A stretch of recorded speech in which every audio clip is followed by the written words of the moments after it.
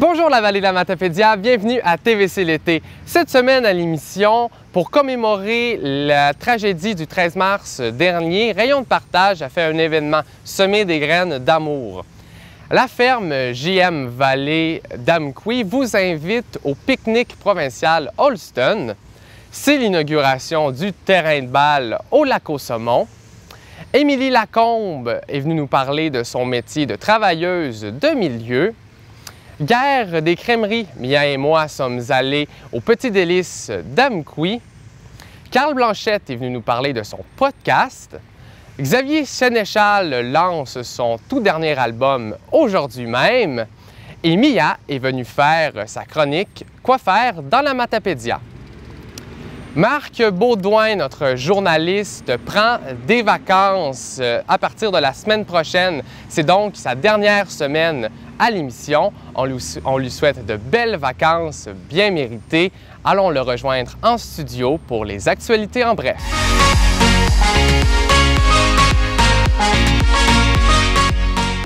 Ici Marc Baudouin, voici les actualités matapédiennes du 7 juillet. Dès lundi, le 10 juillet, le ministère des Transports et de la Mobilité durable entreprendra des travaux sur la route 132 à Sébec, entre la route de Sainte-Paul et le chemin Tremblay. Les travaux seront effectifs sur 2 jours et la circulation s'effectuera en alternance entre 8h et 20h, lundi et mardi.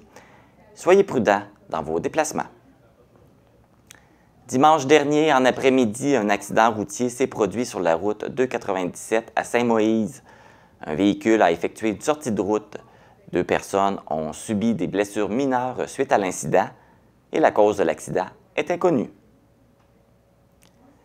La gare patrimoniale Maison de la culture de Sébec vous propose plusieurs activités culturelles, culinaires et ludiques pour la période estivale.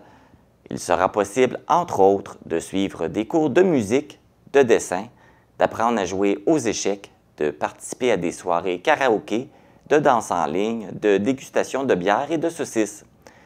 Tous les détails de la programmation estivale de la gare patrimoniale de Sébec se retrouvent sur la page Facebook de l'organisme. Culture Bas-Saint-Laurent a procédé à son assemblée générale annuelle le 15 juin dernier au musée du Bas-Saint-Laurent à Rivière-du-Loup. Au terme de cette assemblée, un nouveau conseil d'administration a été élu pour l'année 2023-2024.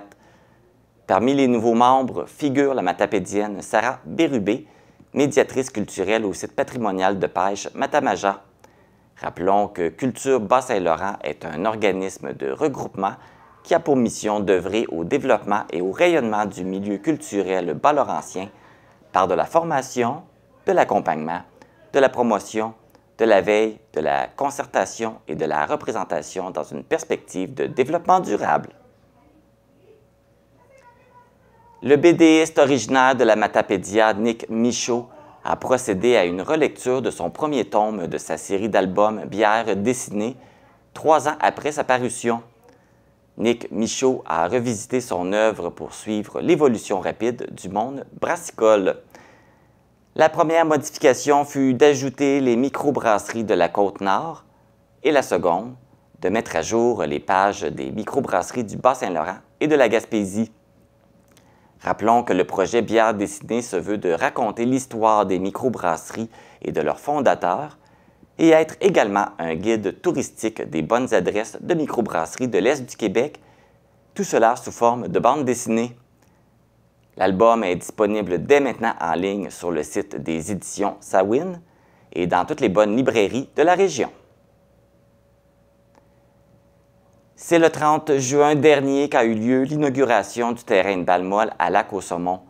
Pour l'occasion, la municipalité, en collaboration avec la Société locale de développement, avait organisé un affrontement entre une équipe locale et l'équipe de balle rapide humoristique, les 4 Chevaliers. Ces derniers sont restés invaincus et l'ont emporté 6-1. L'événement a accueilli plus de 300 personnes dans la petite municipalité.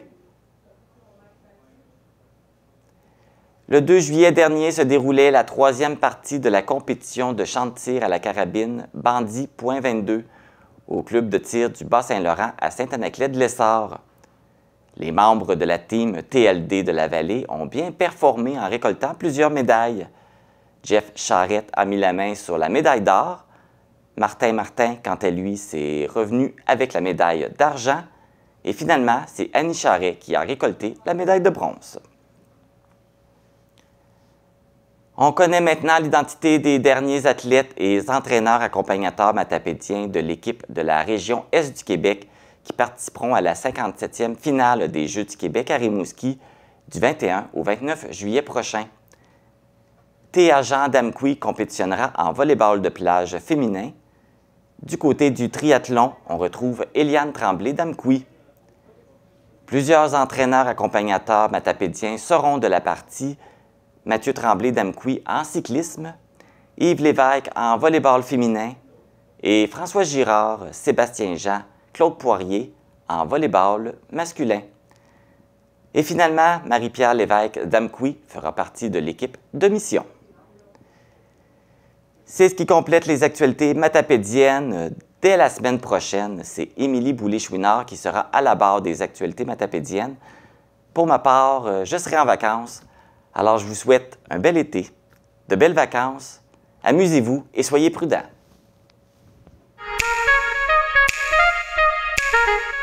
Je suis à l'organisme Rayon de partage en santé mentale car il y a une activité spéciale qui se fait aujourd'hui concernant la tragédie qui s'est déroulée le 13 mars dernier à Amqui.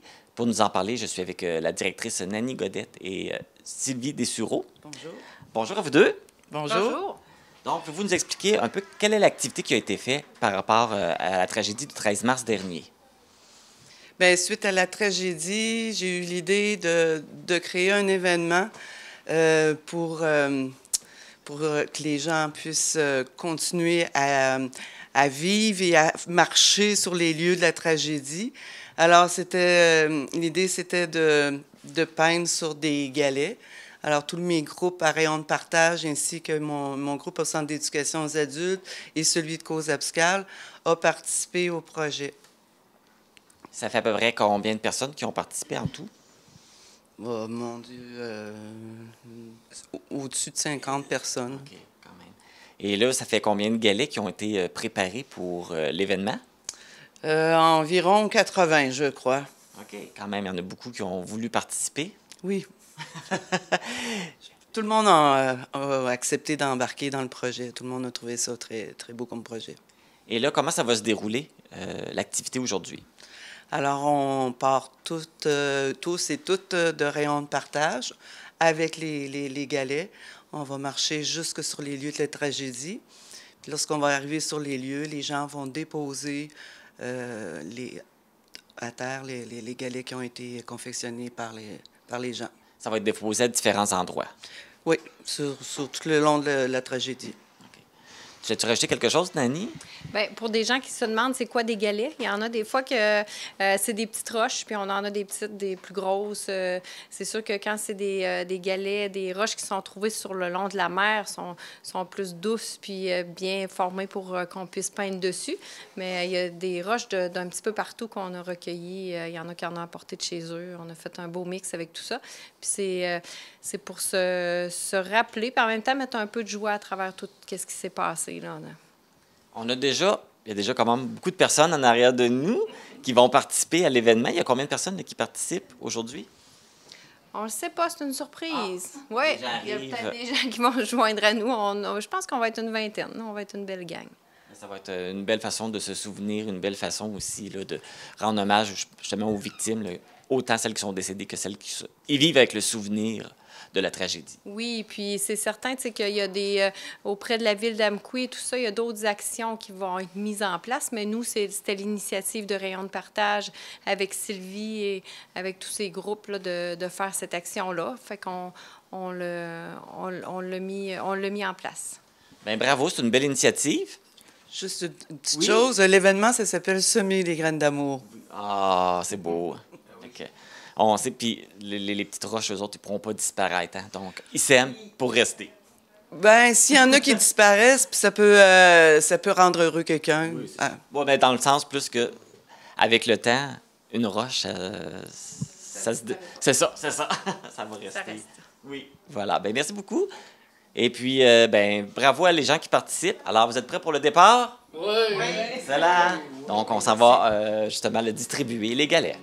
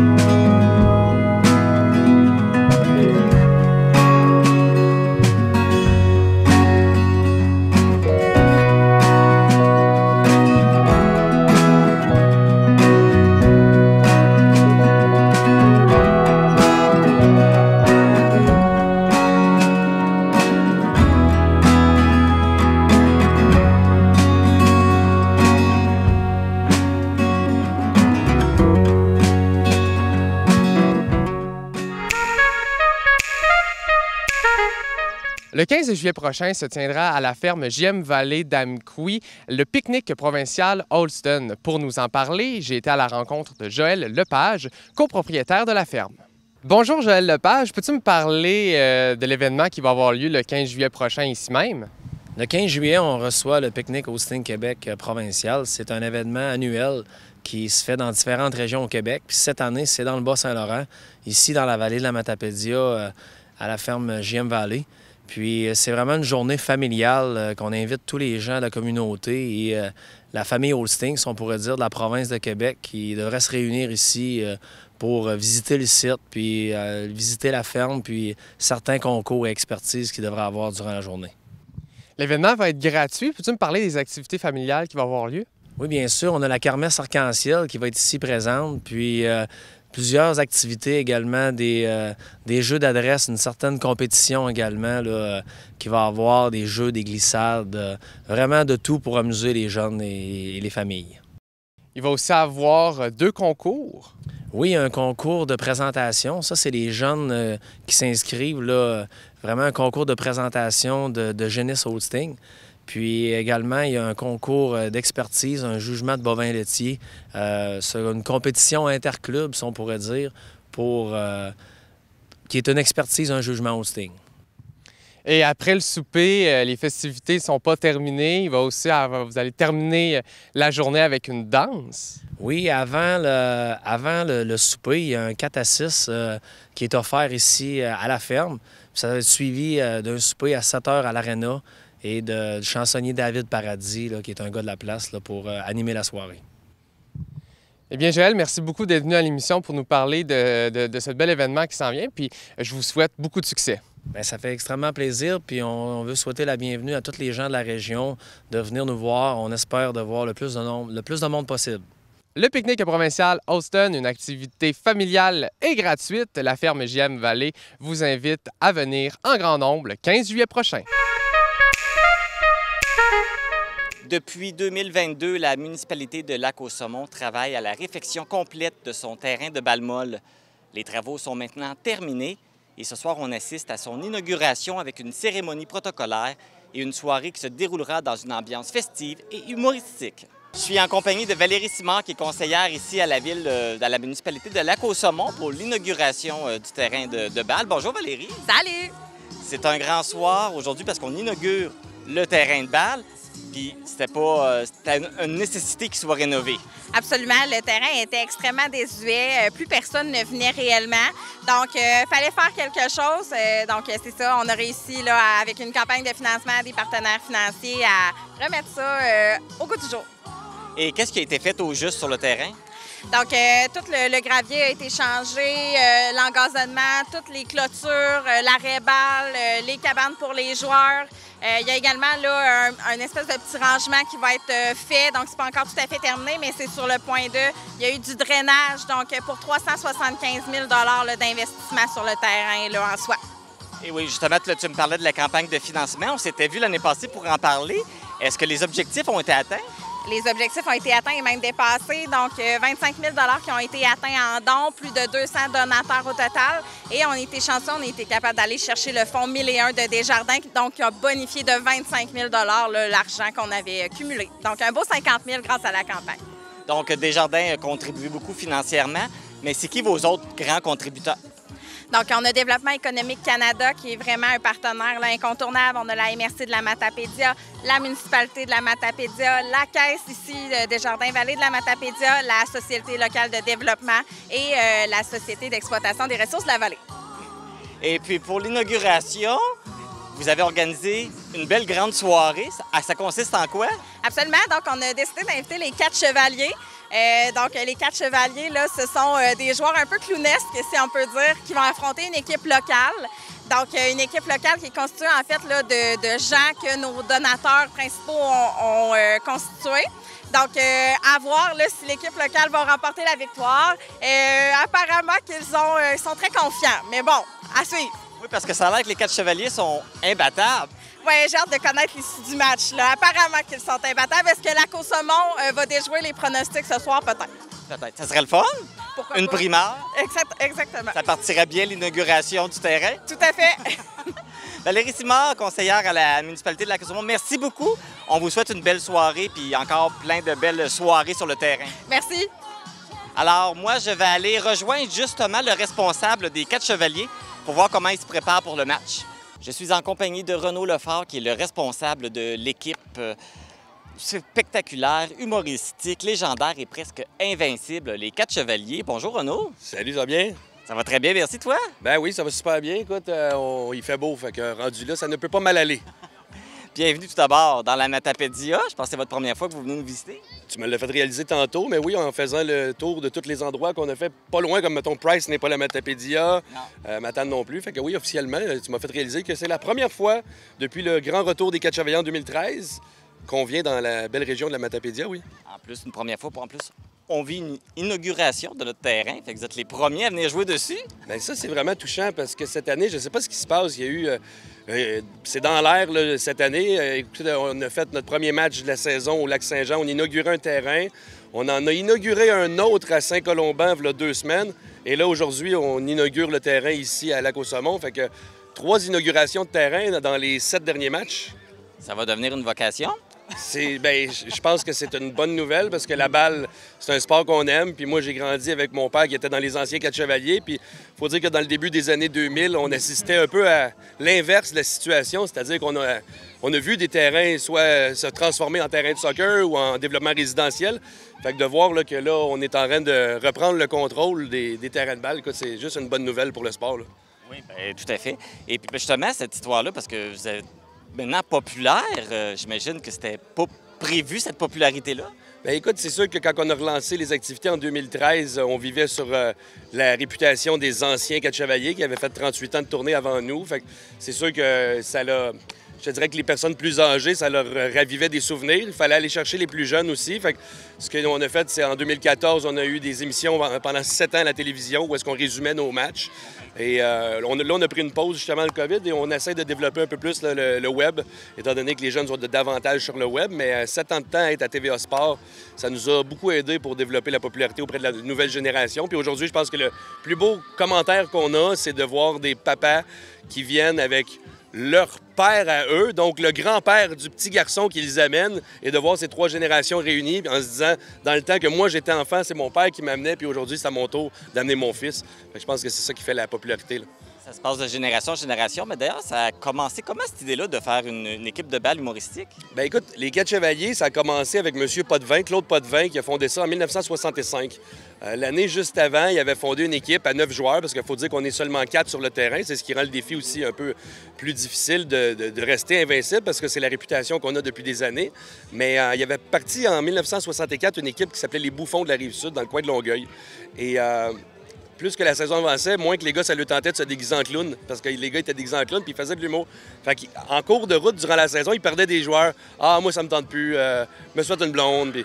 Fait que finalement, le dernier match de cette saison-là, des Bouffons, a fini qu'il était seulement 4. Puis ils ont gagné la partie. Fait que l'année suivante, avec la brasserie O'Keeffe, qui était très populaire à l'époque, eh bien, ils ont réussi à vendre ce concept-là pour devenir un véhicule promotionnel pour la bière O'Keeffe, qui à l'époque était très, très présente au Québec. Puis c'est devenu ça, puis ça a été une histoire qui a duré pendant 38 ans avec M. Potvin. Son décès et sa retraite, bon, a fait qu'on a eu un petit 10 ans de temps mort, puis on est relancé depuis 2013, et là, on fête notre 10 ans de renaissance des 4 Chevaliers. Wow! C'est impressionnant. Oui, c'est vraiment le fun. On est vraiment, vraiment contents. Puis la popularité ne cesse là, de grandir d'année en année. Comme je dis, les enfants, c'est vraiment le fun de voir qu'ils sont contents. Ils voient un show. On essaie aussi de changer les personnages parce qu'il y a beaucoup d'humour, beaucoup de costumes. Puis on essaie de s'adapter. J'ai 2 enfants moi-même, fait que ça m'aide à, disons, rester up-to-date dans toutes les nouveautés des jeunes. Ça change tellement vite de nos jours. Fait que, tu vois, c'est ma fille qui m'a dit que cette année, il fallait intégrer Cobra Kai, Mercredi, Addams. Fait que c'est des affaires de Netflix que les jeunes suivent beaucoup. Fait que c'est ça, ma fille, elle m'a obligé d'apprendre la chorégraphie de Mercredi Addams, qui va être sur le show tantôt. Fait que, ouais, c'est le fun. On joue pour les jeunes d'abord et avant tout. C'est sûr que c'est pour les jeunes, mais les plus vieux adorent ça. Ça leur rappelle des beaux souvenirs, puis c'est le fun. Tout le monde aime ça. D'ailleurs, vous parlez de votre popularité est de plus en plus grandissante. Je pense que vous êtes pas mal occupé cet été. Cette année, on a 35 dates de spectacle un peu partout à travers le Québec. On se rend même au Nouveau-Brunswick, Île-de-la-Madeleine aussi. Fait que, non, écoute, c'est sûr que c'est tout le temps le fun. Là. Nous autres, on vise une saison tout le temps de 35 matchs à 40. Puis, regarde, le COVID nous a quand même arrêté un petit temps. Fait que ça n'a pas été facile là, pour l'événementiel, le sport. Fait que ça a quand même, je te dirais, c'est très positif d'arriver cette année. Là, officiellement, j'ai l'impression que même si on a joué l'an passé, j'ai l'impression que c'est la première vraie année là, depuis qu'on a vécu la pandémie. Là. Bon, ben tant mieux. Ça reprend du poil à la bête puis que ça marche bien. Comment on se prépare pour un match des 4 Chevaliers?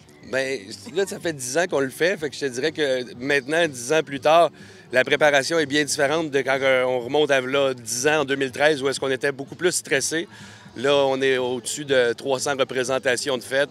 Fait que la préparation, là, je te dirais que ça se passe surtout dans la vanne de tournée. On voyage tous ensemble, puis je pense que c'est des chansons. On chante, on s'amuse, on rit. Des fois, on baisse le son, on en taquine un, petite joke, on continue, on chante. On a notre répertoire, on est tous un peu des chanteurs médiocres à notre façon, mais qui apprécient quand même le fait de se croire. Fait que c'est ça. Je pense que chanter, c'est notre préparation. Renaud Lefort, responsable des 4 Chevaliers, merci beaucoup. Puis on va vous souhaiter un bon match ce soir. Oui, bien merci à vous, puis merci de l'invitation. Puis écoutez, je pense que, je vais te dire, déjà, on a été bénis parce qu'on arrivait un petit peu avant Amqui, c'était le déluge. Le ciel se divisait en deux. On est arrivé ici, c'est ensoleillé, puis malgré quand même là, que les nuages sont pas loin, on a déjà une foule quand même très intéressante. Fait que je suis content que les gens aient répondu à l'appel. Puis le match commence dans une 40aine de minutes. Fait qu'il y a encore d'autres personnes qu'on attend. Fait que merci Jean de Lac-aux-Saumons. Merci de Jean de la Matapédia. Très content d'être ici pour inaugurer un terrain de balle et faire notre premier spectacle en sol matapédien. Ben oui. Ça se dit, matapédien, oui, sol matapédien. Oui. Right. Voilà. Tout est dit. Merci.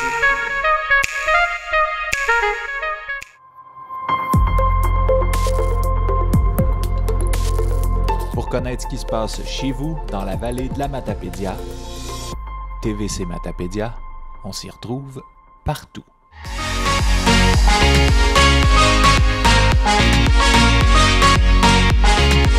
Je suis présentement au Centre d'action bénévole de la Matapédia avec Émilie Lacombe, travailleuse de milieu. Bonjour Émilie, ça va bien? Oui, ça va bien, merci. Toi aussi? Oui, ça va très bien. Je me demandais d'entrée de jeu, en quoi consiste ton travail? Mon travail, c'est un peu comme le rôle d'une intervenante communautaire. Des fois, j'aime mieux ça, dire comme ça, pour les 50 ans et plus, sur tout le territoire de la vallée de la Matapédia. Dans le fond, ce que je fais, c'est je vais vers les gens qui sont peut-être moins à l'aise ou moins connus des services. Je brise l'isolement, je les amène à connaître d'autres choses avec les partenaires communautaires. Exemple, je peux aller avec eux à rayon de partage ou dans divers milieux comme ça pour briser l'isolement puis pour les aider à cheminer là, selon leur objectif et tout ça. Tu es nouvellement employée ici au Centre d'action bénévole. Comment t'es débarqué ici? Hey, ça, c'est une bonne question. En fait, j'ai travaillé un peu partout là, dans les écoles et tout ça. Je suis éducatrice spécialisée de formation. Et récemment, c'est ça, avant d'arriver ici, j'étais au CLSC, au soutien à domicile avec les personnes âgées. J'aimais beaucoup ce que je faisais avec cette clientèle-là, mais souvent, je trouvais que j'arrivais peut-être un peu trop tard dans leur vie. Je voulais plus être en prévention de certaines choses. Puis je connaissais bien Pascal pour travailler avec elle un peu régulièrement. Oui, Pascal, qui est la directrice oui, ici. Oui, c'est ça. Puis j'aimais bien sa vibe, là, et j'aimais bien la vibe de l'équipe aussi. Donc, quand j'ai vu le poste affiché, j'ai appliqué, puis me voilà. Donc, c'est ça. Donc, tu travaillais avec les personnes âgées. Là, tu as décidé de diminuer un peu l'âge, 50 ans et plus. Mais pourquoi tu t'es tourné vers, justement, cette tranche d'âge-là? Bien, en fait, pour avoir un peu travaillé avec toutes les clientèles, ces clientèles-là, je trouve que souvent, pas qu'ils sont un peu oubliés, là, mais on dirait qu'il y a beaucoup de choses dans la communauté pour les familles. Il y a des activités, souvent, avec mes enfants, on participe, tout ça. Puis souvent, ces gens-là, bien, ils sont un peu plus vulnérables, sont un peu plus cachés dans les villages, on les voit moins, tout ça. Puis je trouve qu'ils ont tellement une richesse, de la sagesse, puis plein de choses à apprendre. Puis je veux être la personne qui va les emmener à pouvoir faire profiter les autres de leur savoir puis de leur connaissance. Et pourquoi tu as décidé de devenir travailleuse de milieu?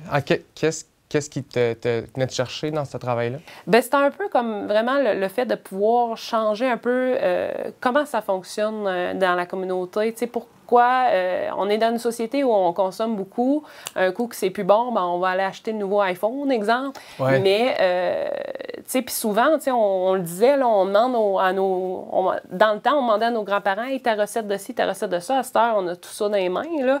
Fait que c'est un peu pour revenir à cette époque-là, un peu changer, essayer de changer un peu au fur et à mesure les mentalités que ces gens-là ont des savoirs que, oui, notre téléphone, il peut l'avoir, mais de le partager puis de dire, bien ça, c'était la recette. Tu sais, il y a plein de jeunes de mon âge qui me disent, moi, la recette de ma grand-mère, ou j'aurais aimé ça, la savoir, mais je la sais pas, puis elle est décédée, puis tout ça. Fait que, tu sais, c'est un peu de donnant-donnant. Je trouve qu'il y a tellement de belles choses à recevoir de ces gens-là. Puis pourquoi j'ai décidé? Bien, c'était vraiment pour faire une différence dans la vie de ces gens-là, puis dans la communauté aussi, puis c'est ça. Puis je m'amuse aussi au travers de ça. J'étais un peu... Des fois, je me dis, coudonc, je suis égoïste, ça, parce que j'aime vraiment ce que je fais. Mais en fait, je pense que c'est un partage, là. Moi, j'aime ça, puis les gens aiment ça aussi. Si quelqu'un veut travailler dans ce domaine-là, qu'est-ce que tu lui conseilles? C'est quoi les études qu'il faut faire? Comment ça fonctionne? Bien, moi, dans le fond, c'est ça, je disais, j'ai étudié en éducation spécialisée. Donc, en éducation spécialisée, tu peux aussi en travail social ou quelque chose un peu en relation d'aide, si on veut. C'est sûr que ça va aider beaucoup, mais c'est surtout comment tu es, ton bagage de vie, le savoir-être de ce que tu dégages, parce que c'est sûr que des fois, on voit des choses que c'est le gros bon sens à un moment donné aussi. Puis il y a des limites aussi à ne pas franchir. Exemple, ben c'est ça, tu sais, la limite est moins claire qu'au CLSC. Là. Des fois, c'est comme dur de dire...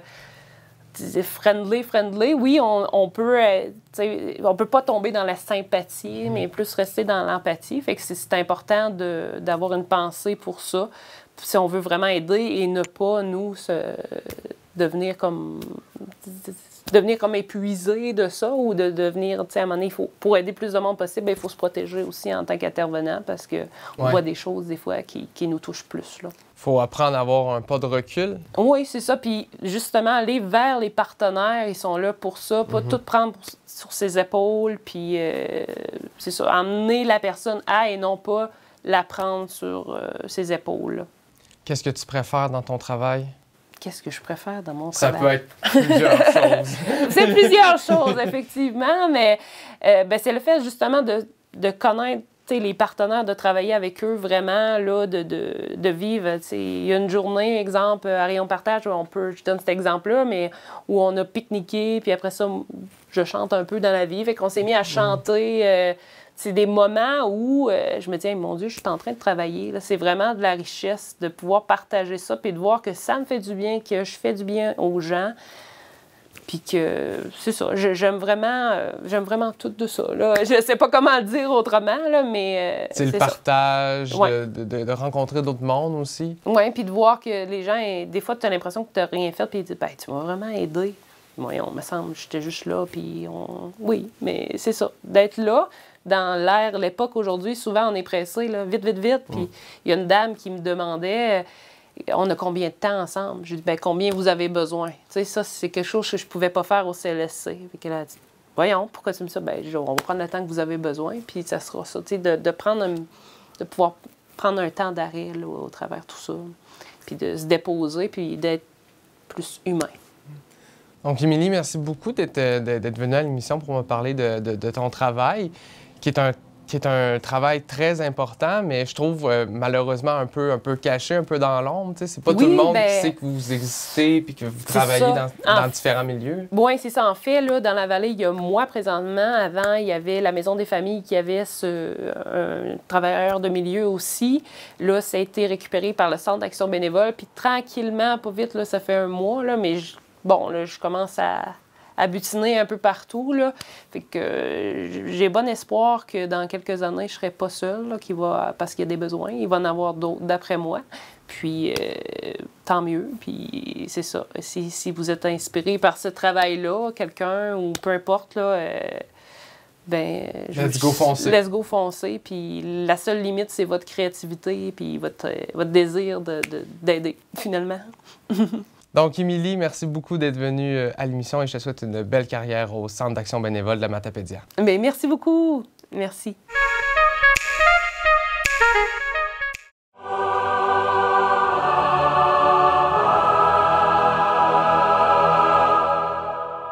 Nous sommes maintenant rendus à la gare des crèmeries où à chaque semaine, nous allons visiter une crèmerie pour, à la fin de la saison, vous dévoiler qui est, selon la TVC de la Matapédia, la meilleure crèmerie matapédienne. Je suis en compagnie de Mia. On est où, Mia, aujourd'hui? Nous sommes au Petit Délice à Amqui. Moi, je commence à avoir faim. Il fait chaud. Allons manger.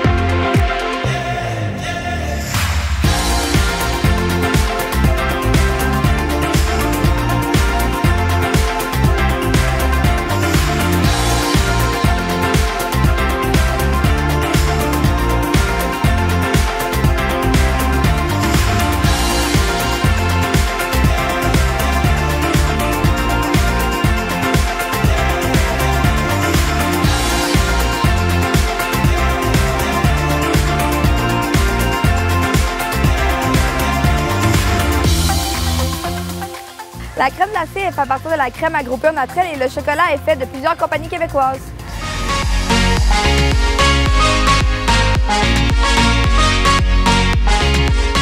Je suis présentement dans le studio podcast de la TVC de la Matapédia sur ce magnifique divan vert. Je pense que le principe entrevue décontractée n'aura jamais eu autant son sens.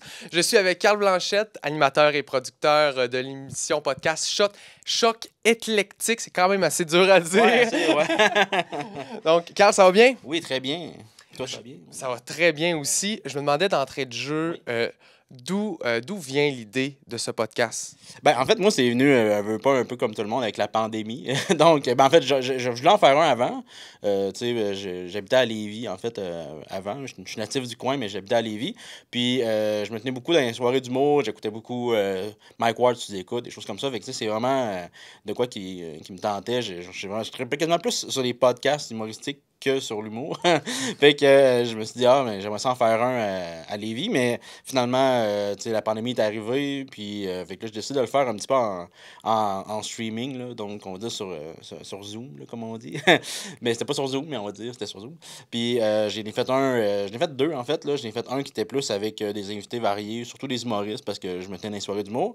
J'en ai fait un aussi qui était plus à propos de la photo, parce que je fais de la photo beaucoup. Fait qu'on a invité quelques photographes. Je ne suis pas beaucoup d'épisodes épisodes. Je pense que j'ai fait comme 5 ou 6 de chaque environ. Là. Mais ça m'a donné quand même le goût de continuer d'en faire. Là.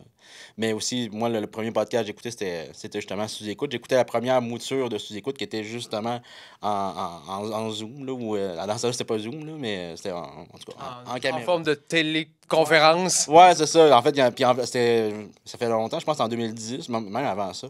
Puis il envoyait quelqu'un chez les humoristes pour mettre une webcam ou amener un ordinateur carrément, parce que dans ce temps-là, il y avait moins de webcam puis tout. C'était comme. Fait que. C'est ça. Fait que j'écoutais cette mouture-là de Sous-Écoute dans le temps, avant que ce soit au Bordel Comedy Club. Là. Fait que j'ai toujours aimé les podcasts. Donc, ensuite, après avoir fait ces podcasts Zoom, qu'on peut appeler ainsi, est arrivé vraiment le début du vrai podcast, le podcast qu'on connaît aujourd'hui, que tu tournes ici dans le studio podcast de la TVC. Ta collaboration avec la TVC, c'est arrivé comment? Ben, en fait, pour commencer, c'est que moi, à la fin en 2022, là, donc moi, à Lévis, j'étais plus bien là-bas, puis on a décidé de revenir dans le coin avec les enfants. Puis mon idée de podcast était encore là. Fait que, premièrement, la première personne, j'ai approché la TVC, mais en même temps, j'ai approché aussi Pascal Saint-Amand, qui était à ce moment-là responsable de la culture à la MRC. Puis c'est là qu'il m'a mis plus en contact encore avec Palm Show, avec Francis. Là. Puis, fait que là, on a décidé de pousser ça un petit peu. Puis moi, j'étais craqué. Puis là, je me suis acheté tous des micros. Même s'ils les avaient ici, mais moi, je voulais vraiment être autonome aussi. Fait que c'est mes caméras que je prends pour filmer, puis tout, pour pas prendre du temps à la TVC. Puis, donc, je viens ici, mais je plug toutes mes affaires, puis je suis vraiment autonome pour pas, justement, empiétrer sur le temps de la TVC. Fait que j'en prends juste leur beau studio, puis des fois leur micro, puis une couple de petites choses comme ça, leur éclairage.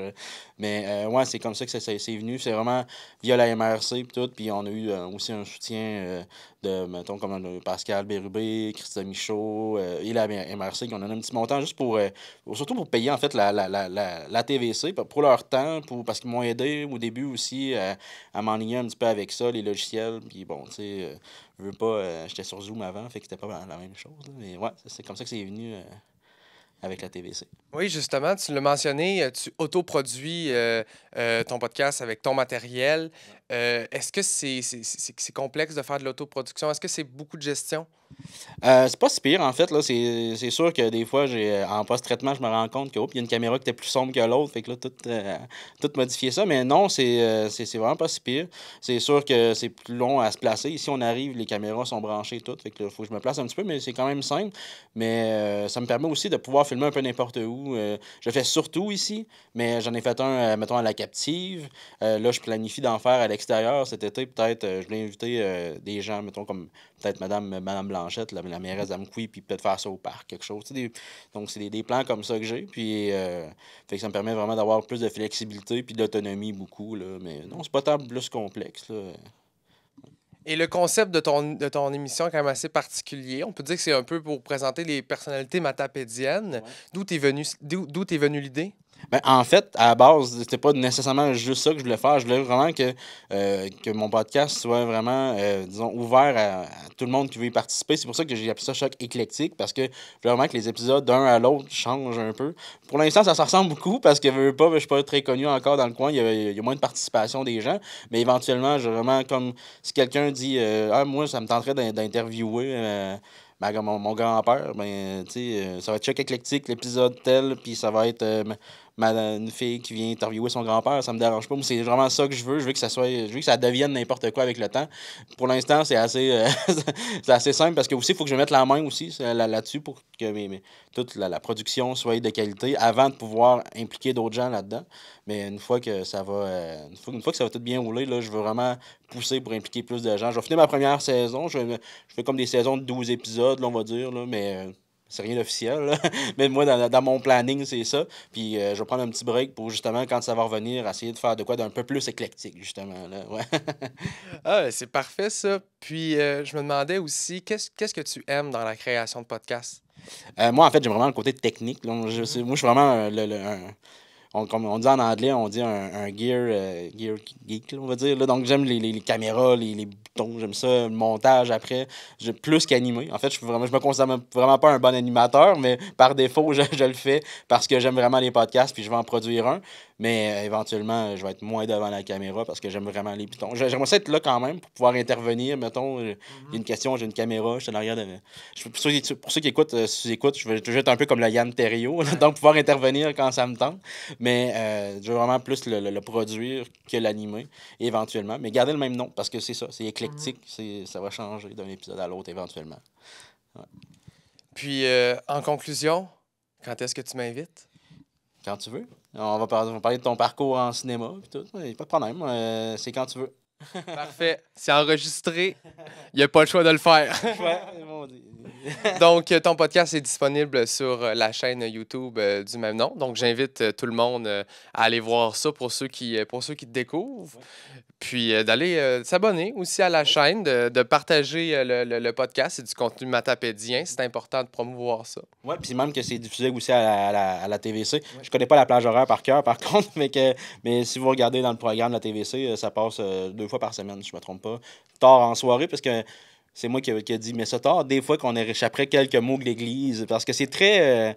moi, j'aime les podcasts qui sont très candides, on va dire, donc on discute, c'est pas une interview, c'est vraiment une discussion.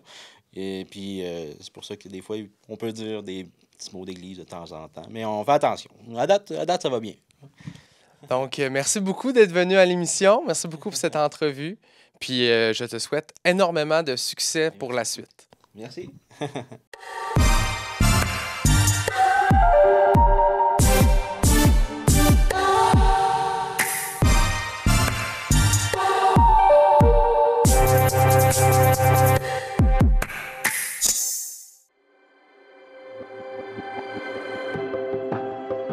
Déneigement Banville, qu'est-ce que c'est dans le fond? C'est que c'est une entreprise que j'ai décollée au mois d'octobre 2022. J'ai décidé de m'acheter des tracteurs et ces choses-là pour pouvoir faire du déneigement de cours. Puis avec la demande qu'il y avait au village, ces choses-là, j'ai décidé d'offrir ce service-là. Avec le temps, ils m'ont demandé voir si je faisais du déneigement de toiture, puis si je m'occupais de faire ça, fait que j'ai embarqué là-dedans. Puis j'ai agrandi mon secteur, dans le fond, j'en faisais seulement à Côte-Obscale. Fait que là, je fais toute la matapédia au complète, dans le fond, pour le déneigement de toiture, puis des glaçages, ces choses-là. Je fais aussi l'entretien l'été des gazons, je fais du scellant d'asphalte, des lignes de stationnement, je fais du raclage, de la peinture, toutes ces choses-là. Tout ce dans le fond, qu'est-ce qui peut se faire l'été, comme l'automne, tout ça, j'offre ce service-là aussi. Là. Tout ce je vais selon la demande des clients. Ça me prenait un local, faire mon entretien de machine, serrer mes pièces, puis serrer tout mon équipement, dans le fond, d'été et d'hiver. Fait que j'ai décidé d'acheter le bâtiment Cartier. C'est un terrain commercial, puis j'avais besoin de ça pour que la compagnie puisse s'agrandir tranquillement, pas vite. Déneigement Banville, dans le fond, c'est 7 jours sur 7, puis je suis rejoignable en tout temps. Je réponds si ça ne répond pas tout de suite. Vous pouvez m'envoyer un message sur ma page Déneigement Banville sur Facebook. Ça me fera plaisir de vous répondre.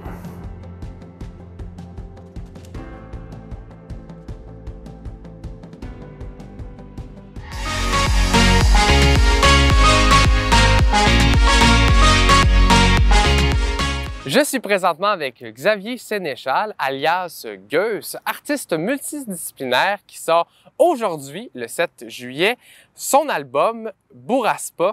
Ça va bien, Gueuse? Oui, ça va bien, merci. Toi? Ça va très bien. Je me demandais, en fait, j'ai lu que cet album est d'une volonté de maîtriser le violon, le banjo, puis une guitare acoustique. Est-ce que c'était ta volonté principale quand tu as commencé le projet? Ben, c'était pas tant de maîtriser les instruments que de juste m'amuser avec. C'est juste que ça a donné que en décembre de l'année passée, j'avais ramassé ces 3 instruments-là. Je n'ai reçu un cadeau, je n'ai acheté un, puis je n'ai récupéré un dans la poubelle.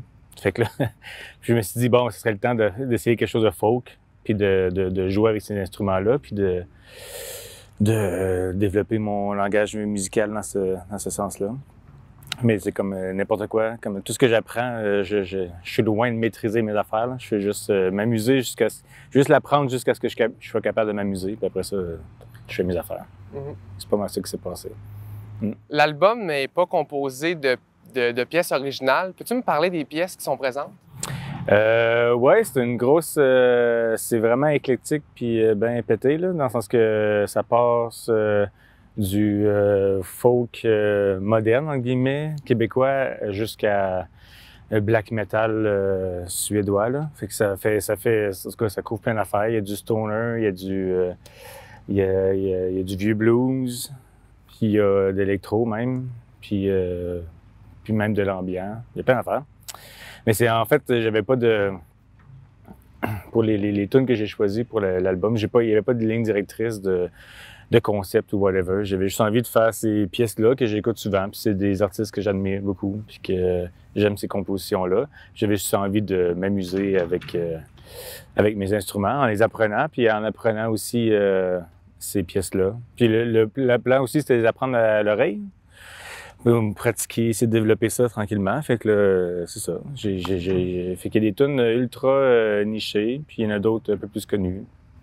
C'était quoi ton rapport créatif par rapport à ces chansons-là, à ces pièces-là? Tu disais que c'était aussi d'une volonté de les apprendre à l'oreille. Est-ce que tu as essayé de les reproduire telles quelles ou est-ce que tu les as mis un peu plus à ta sauce? Ah, c'est clair que j'ai pas du tout essayé de refaire la même affaire.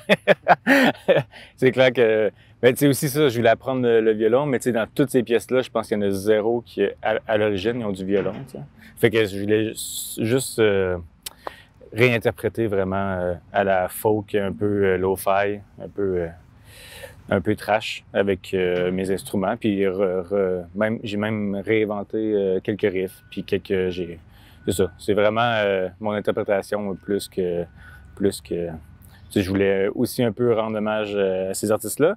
Puis, tu sais, je trouve les originaux tellement fantastiques que si j'avais voulu les en faire, j'aurais jamais été aussi bon. Fait que j'étais aussi bien de faire quelque chose d'autre qui me tente, là, puis que j'ai le goût d'entendre aussi, là. Donc, voilà. Tous les profits de l'album vont être versés à l'organisme La Débrouille. Oui. Est-ce que c'était quelque chose qui était prévu dès le départ? Oui, non, mais c'est sûr qu'au début, quand j'ai commencé pour le fun et enregistrer ces reprises-là, ces covers-là, je me disais que ça fait, en tout cas, genre, je réfléchissais à ça depuis un bout, là, mais tu sais, je suis pas à l'aise de faire de l'argent sur les compositions des autres, là, surtout si je les ai empruntées sans leur demander, tu sais. Fait que il y avait ça, puis aussi que la plupart des chansons, il y en a plusieurs dans un langage que je comprends pas ou que je suis pas capable c'est ça, que je suis pas capable de comprendre, là. Même Google Translate m'a pas réussi à m'éclairer ben, sur des affaires. Fait que c'est ça, mais je voulais pas non plus comment dire ça. Je voulais pas comme valider ces textes-là, j'ai aucune idée de quoi ils parlent. Quelques-uns que j'ai aucune idée de quoi ils parlent. Fait que je voulais pas c'est ça. Ça fait que peu importe, presque peu importe ce que ces textes-là disent, je voulais un peu me détacher de ça. Fait que tous les profits que je reçois, c'est ça. J'ai décidé de les envoyer à un organisme que je trouve important, qui fait du bien dans notre milieu, qu'on a besoin. Puis voilà, c'est pas mal juste ça. Donc, de ce que je comprends, ce n'est pas qu'un album anglais-français. Il y a aussi d'autres... Ouais, il y a des langages, des langues que je connais pas. Je sais pas c'est quoi le nom. Je sais qu'il y a une Suédoise qui doit chanter suédois, puis un Ben de Black, que je sais pas dans quel langage je parle. Il y a Blick Bassi qui vient de quelque part en Afrique, que je sais pas. Je veux pas m'avancer sur. Fait qu'il y a plein de. C'est ça. Il y a plein de langues. Plein de langues différentes. Ouais, c'est ça, exact. C'est vraiment. J'ai choisi ces tunes-là vraiment pour la musique, puis le feeling, puis. Et ton album, il est disponible depuis aujourd'hui. Il est disponible où? Il est disponible seulement sur Bandcamp. Okay. Sur la plateforme Bandcamp, la plateforme de streaming. Puis, fait que c'est guz.bandcamp.com. C'est pas trop compliqué. Puis c'est ça, on peut l'acheter là numérique. Puis il y a déjà 2 chansons disponibles jusqu'à aujourd'hui. Aujourd'hui, toutes les tunes sortent, mais voilà, c'est ça. C'est pas mal la seule place qu'on peut Est-ce qu'il va y avoir des versions physiques de l'album ou ça va n'être que numérique? Non, c'est parce que ça coûte cher en maudit faire des copies physiques. Puis, je veux dire, si je veux faire le plus de profit possible pour pouvoir en donner le plus possible, c'est pas viable là, puis c'est pas comme si c'était full populaire, là, mes affaires, dans le sens que c'est bien correct, là. Je veux dire, je chante pas partout, mais Je vais en vendre quelques-uns. J'ai déjà vendu quelques préventes, là. Fait que j'ai hâte de voir comment que le monde va Mais tu sais, le plan, c'est que sur Bandcamp, tu peux aussi donner le prix que tu veux. Je l'ai laissé nommer votre prix. OK. Fait que tu donnes donc, le prix que tu veux. c'est une donation, en fait. Exact. On donne à la débrouille en même fait temps. Que tant qu'à faire un don à la débrouille, ben, vous avez un album de reprise avec plein de bands que vous connaissez sûrement pas, ou la plupart connaissent pas beaucoup. Là, fait que tant mieux. C'est ça. Donc, Gus, merci beaucoup d'être venu à l'émission pour nous parler de ce beau projet qui sort aujourd'hui. Ça fait plaisir. Merci de l'invitation. Et pour écouter ces nouvelles pièces de Gus et en même temps soutenir un bel organisme qui est La Débrouille, bien, ça se passe sur Bandcamp.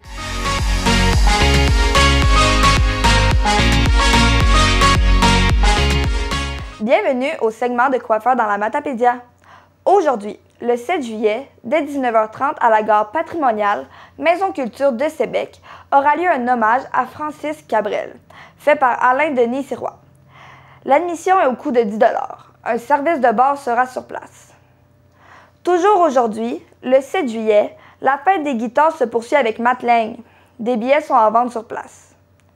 Le 8 juillet aura lieu un tournoi de Spikeball au parc de la Pointe, à Cause-Abscale, qui se fera en équipe de 2, répartis en 2 catégories, soit récréatif et compétitif. Un montant de 40 $ est demandé par équipe. Une bourse sera remise aux gagnants. Un service de bar sera sur place. Rock Voisine performera sur la scène de la fête des guitares le 8 juillet dès 20 h. Des billets seront disponibles à l'entrée. L'activité Sécurité à vélo aura lieu dimanche, le 9 juillet, au parc de la Pointe à Cause-Abscale, dès 10 h. Maxime Lévesque, spécialiste en vélo, sera présent. Au menu, parcours à obstacles, vérification et ajustement du port du casque, conseils sur l'entretien. Les cadets policiers donneront des conseils pour la sécurité en vélo. En cas de pluie, l'activité aura lieu à l'Arena. Quatuor Vocelli sera en spectacle à Val-Brillant le 9 juillet prochain, à 14 h dans le cadre de la campagne de financement pour la restauration des clochers de l'église Saint-Pierre-du-Lac. Le concert aura lieu à la salle de l'Âge d'Or. Billets en vente à la fabrique de Val-Brillant. Diffusion Mordicus présente l'humoriste Guillaume Pinault, mardi le 11 juillet à 20 h à la salle Jean Cossette. Jeudi le 13 juillet aura lieu au dépôt à Soucy une douce séance de yoga. Des postures douces, la respiration et la méditation seront favorisées pour bénéficier de la tranquillité des lieux. L'activité est gratuite et accessible pour tous. Apportez vos tapis, gourdes d'eau et chasse-moustiques. Pour ceux et celles qui désirent étirer la soirée autour du feu ou profiter d'une baignade, prévoyez des vêtements et accessoires en conséquence. C'est le retour des rendez-vous sur la terrasse du site patrimonial de pêche Matamadja. C'est avec John Kerkhoven que nous commençons la soirée. C'était vos coiffeurs dans la Matapédia. Et voilà, c'est ce qui complète l'émission d'aujourd'hui. Si vous l'avez aimé, sachez qu'elle est disponible en entier ou en segment sur notre chaîne YouTube. Merci d'avoir été des nôtres. Bonne semaine et à vendredi prochain.